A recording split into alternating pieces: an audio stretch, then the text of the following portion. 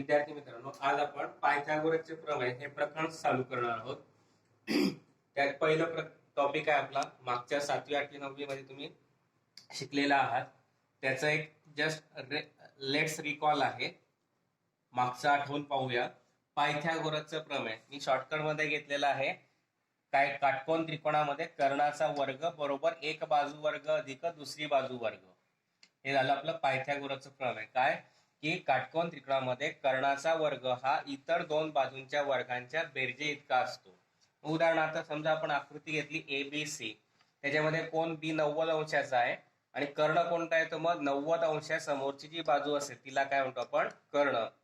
म्हणून AC कर्ण आला आणि इतर दोन बाजू आल्या AB आणि BC, आणि म्हणून काटकोन त्रिकोणामध्ये प्रमेय लक्षात ठेवायचा आहे की कर्णाचा वर्ग हा इतर दोन बाजूंच्या वर्गांच्या बेरजे इतका असतो. म्हणजे कर्ण वर्ग बरोबर एक बाजू वर्ग अधिक दुसरी बाजू वर्ग. नंतर आहे पायथागोरसचं त्रिकोण. हे पण आपल्याला 7वी 8वी 9वीत झालेलं आहे. नैसर्गिक संख्यांच्या त्रिकुटामध्ये एका संख्येचा वर्ग हा इतर दोन संख्यांच्या वर्गांच्या बेरजे इतका असेल तर त्याला पायथागोरसचे त्रिकूट म्हणतात. हे 3 संख्या दिलेल्या असतील, त्याच्यामध्ये मोठ्या संख्येचा वर्ग हा इतर दोन लहान संख्यांच्या वर्गांच्या बेरजे इतका असेल तर त्या 3 संख्यांच्या समूहाला काय म्हणतो आपण, पायथागोरसचा त्रिकोण. उदाहरणार्थ 5 12 13 घेतलं, त्यातली मोठी संख्या 13, मग 13चा वर्ग 169. उरलेल्या दोन लहान संख्या 5 आणि 12, 5चा वर्ग अधिक 12चा वर्ग, 25 अधिक 144 आले 169. दोघी बाजू सारख्या आल्या म्हणून 13चा वर्ग हा 5चा वर्ग अधिक 12च्या वर्गाच्या बेरजे इतका आला. आणि म्हणजेच मोठ्या बाजूचा वर्ग किंवा एका संख्येचा वर्ग हा इतर दोन संख्यांच्या वर्गांच्या बेरजे इतका आला, म्हणून ते पायथागोरसचा त्रिकूट आहे. नंतर मागच्या वर्षी 9वी मध्ये आपण घेतलेलं आहे 30 60 90चं प्रमेय आणि 45 45 90चं प्रमेय. मग त्याच्यातलं कोणांची मापे 30 अंश 60 अंश 90 अंश असणाऱ्या त्रिकोणाचा गुणधर्म. हा एक त्रिकोण घेतला मी ABC, त्याच्यात कोण B चं माप 90 आहे, कोण C चं माप 30 आहे आणि कोण A चं माप 60 अंश आहे. तर काटकोन त्रिकोणात लघुकोन जर 30 अंश आणि 60 अंश मापाचे असतील तर 30 अंशाच्या मापाच्या कोणासमोरील बाजू कर्णाच्या निम्मी असते आणि 60 अंशाच्या समोरील बाजू कर्णाच्या वर्गमूळ 3/2 पट असते. आता जर आकृती पाहिली तर आकृतीमध्ये C हा कोण 90 अंशाचा आहे, मग 30 अंशाचा आहे. मग 30 अंशासमोरची बाजू AB ही कर्णाच्या निम्मे येईल. AB ची किंमत AC हा कर्ण आहे 90 अंश समोरची बाजू, म्हणून 30 अंशा समोरची बाजू AB ही कर्णाच्या AC च्या वर्ग निम्मे आली, म्हणून AB बरोबर काय लिहिता येईल आपल्याला 1/2 गुणिले AC.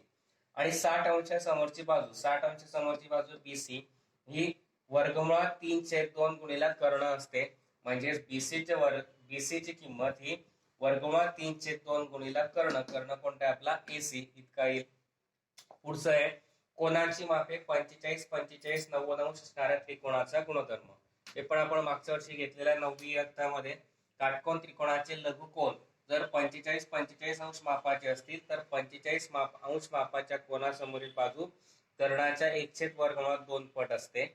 मग आता त्रिकोण घेतला आपण तोच ABC, फक्त A आणि C कोण 45 45 अंशाचे घेतले.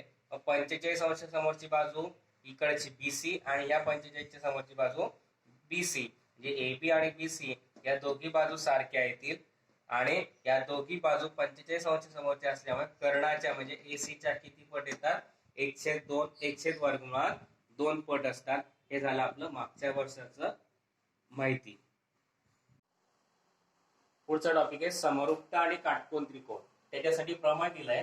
काटकोन त्रिकोणात कर्णावर टाकलेल्या शिरोलंबामुळे जे त्रिकोण तयार होतात ते मूळ काटकोन त्रिकोणाशी व परस्परांशी समरूप असतात.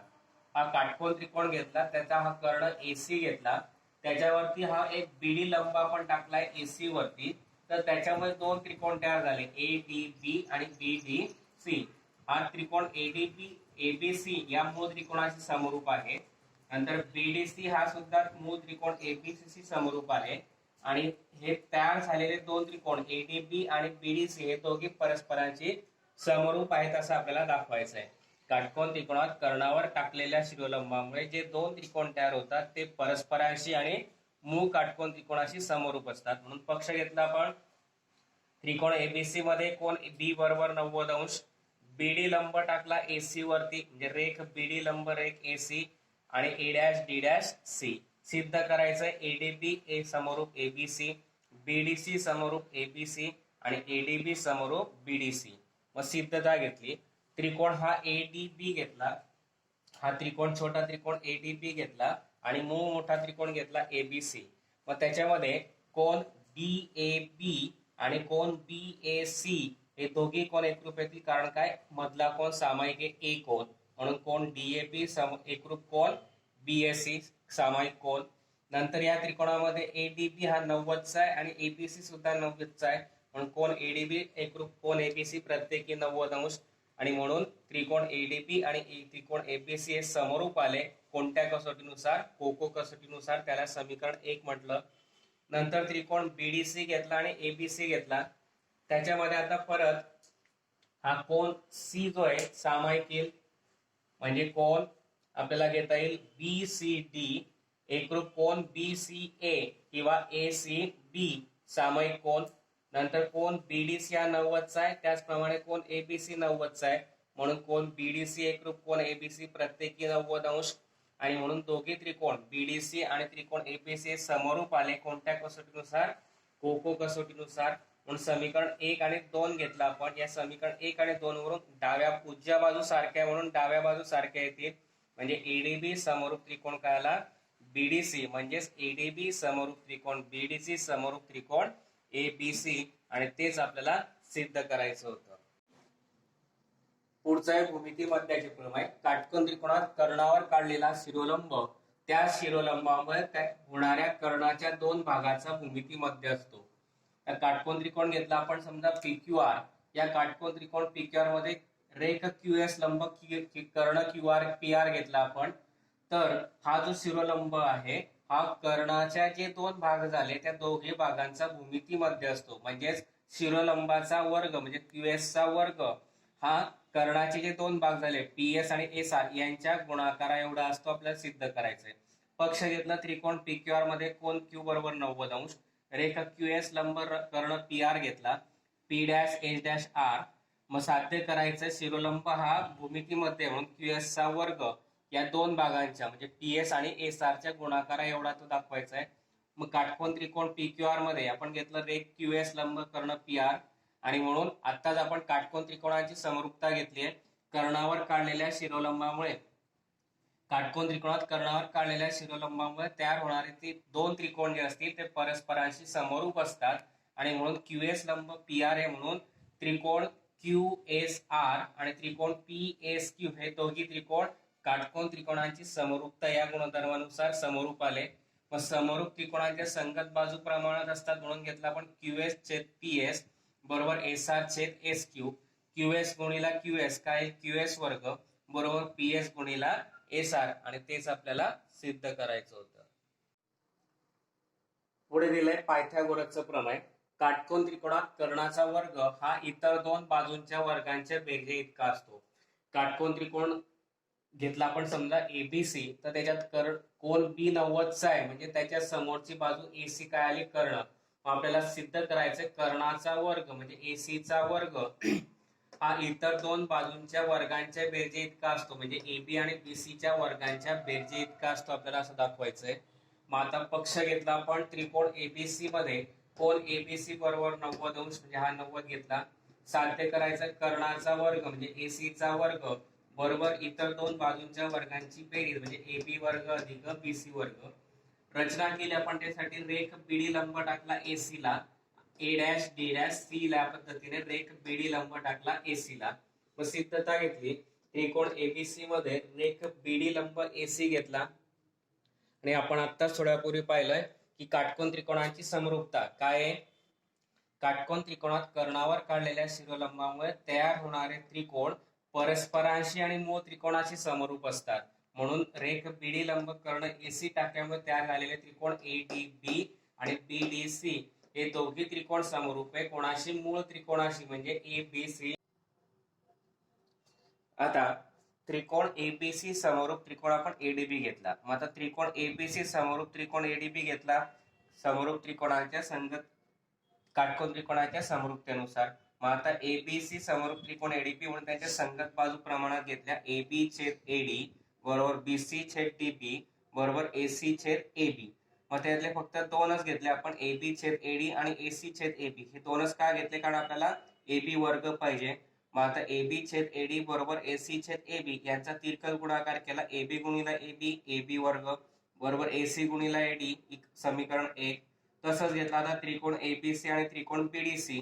मग त्रिकोण एबीसी समोर त्रिकोण बीडीसी संगत बाजू प्रमाणात बीसी छेद डीसी बरोबर एसी छेद बीसी. हेच का घेतले? कारण आपल्याला बीसी वर्ग पाहिजे. मग बीसी गुणिला बीसी बीसी वर्ग बरोबर एसी गुणिला डीसी समीकरण 2. आता आपल्याला जे सिद्ध करायचे त्याच्यामध्ये उजवी बाजू दिली एबी वर्ग अधिक बीसी वर्ग, म्हणून समीकरण 1 आणि समीकरण 2 यांची काय केली आपण? बेरीज केली. एबी वर्ग अधिक बीसी वर्ग बरोबर एसी गुणिला एडी अधिक एसी गुणिला डीसी. या दोघांमधला एसी काय काढला आपण? सामायिक काढला. उरला काय? एडी अधिक डीसी. मग आता आकृतीवरती पाहू आपण, एडी अधिक डीसी. मग एडी अधिक डीसी म्हणजेच A dash D dash C, म्हणून एडी अधिक डीसी ची किंमत काय टाकतील आपल्याला? एसी. आणि म्हणून इथे आपण एडी अधिक डीसी ची किंमत टाकली एसी. एसी गुणिला एसी एसी वर्ग म्हणजेच एबी वर्ग अधिक बीसी वर्ग बरोबर एसी वर्ग. आणि तेच आपल्याला सिद्ध करायचं होतं. पुढचं आहे पायथागोरसच्या प्रमेयाचा व्यत्यास. हे पायथागोरसचे जे प्रमेय घेतलं त्याच्या विरुद्ध आता प्रमेयाचा व्यत्यास काय आहे? एखाद्या त्रिकोणातील एका बाजूचा वर्ग हा इतर दोन बाजूंच्या वर्गांच्या बेरजे इतका असेल तर तो त्रिकोण काटकोन त्रिकोण असतो. मग आता एखाद्या त्रिकोणातील एका बाजूचा वर्ग हा इतर दोन बाजूंच्या वर्गांच्या बेरजे इतका असेल तर तो काटकोन त्रिकोण असतो. मग आपण इथे त्रिकोण एबीसी घेतला समजा पक्षामध्ये, की त्रिकोण एबीसी मध्ये या एसी चा वर्ग हा एबी आणि बीसी च्या वर्गांच्या बेरजे इतका आहे. म्हणजे पक्ष घेतला आपण एसी वर्ग बरोबर एबी वर्ग अधिक बीसी वर्ग. मग साध्य काय करायचं? हा त्रिकोण काटकोन दाखवायचा आहे, म्हणजेच कोन बी 90 अंशाचा दाखवायचा आहे, म्हणून कोन एबीसी बरोबर 90 अंश. मग त्याच्यासाठी आपण रचना केली की त्रिकोण पीक्यूआर असा काढला की बाजू एबी आणि बाजू पीक्यू एक सारख्या येतील, एकरूप येतील, बाजू बीसी आणि बाजू क्यूआर एकरूप येतील. या पद्धतीने आपण त्रिकोण पीक्यूआर घेतला आणि त्याच पद्धतीने कोन पीक्यूआर किती घेतला? 90 घेतला. कोन पीक्यूआर 90 अंशाचा घेतला. मग त्रिकोण पीक्यूआर मध्ये घेतला आपण कोन पीक्यूआर कोन क्यू बरोबर 90 अंश, म्हणून हा काटकोन त्रिकोण आला. म्हणून पायथागोरसचा प्रमेय आपण तिथे वापरू शकतो. कर्णाचा वर्ग बरोबर इतर दोन बाजूंच्या वर्गांची बेरीज म्हणजे पीआर वर्ग बरोबर एबी पीक्यू वर्ग अधिक क्यूआर वर्ग पायथागोरसच्या सिद्धांतानुसार. परंतु रचनेमध्ये घेतला आपण एबी बरोबर पीक्यू बीसी बरोबर क्यूआर, म्हणून एबी च्या जागी टाकला आपण पीक्यू च्या जागी टाकला एबी आणि क्यूआर च्या जागी टाकला बीसी, म्हणून एबी वर्ग पीआर वर्ग बरोबर एबी वर्ग अधिक बीसी वर्ग. परंतु परत पक्षात दिलेला आपल्याला की एसी वर्ग बरोबर एबी वर्ग अधिक बीसी वर्ग.